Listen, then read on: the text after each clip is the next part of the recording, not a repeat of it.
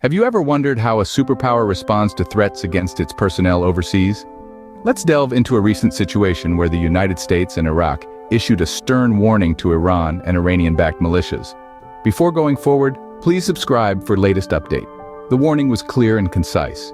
Any attacks on American diplomats or military forces in Iraq would be met with swift and decisive retaliation. This warning was not issued in a vacuum. It comes on the heels of the anniversary of a U.S. drone strike that dealt a fatal blow to a top Iranian military leader. A grim reminder of the capability and readiness of the United States to defend its personnel and interests.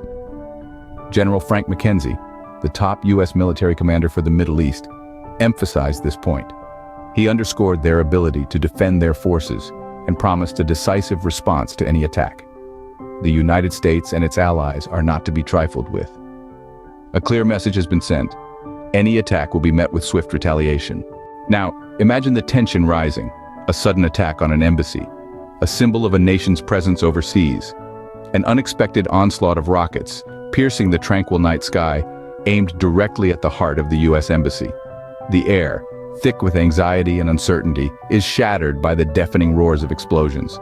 The potential damage is immense, threatening not just the physical structure of the embassy, but also the lives of those who serve inside it.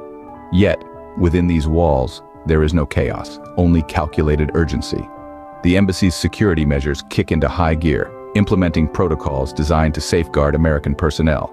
In the midst of such an attack, the immediate response by the U.S. is both swift and decisive.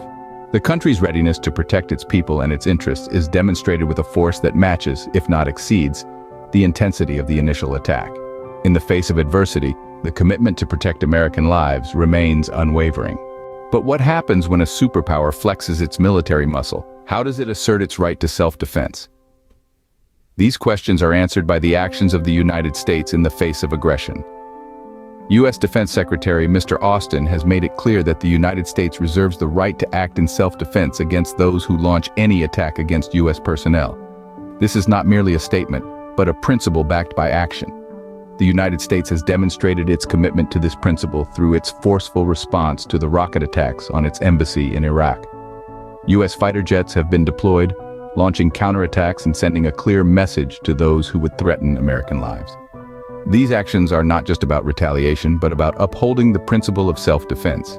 In the face of aggression, the United States has shown that it will use its military might to protect its personnel overseas. This forceful response is a stern reminder to the world. The United States will not hesitate to act when its people are at risk.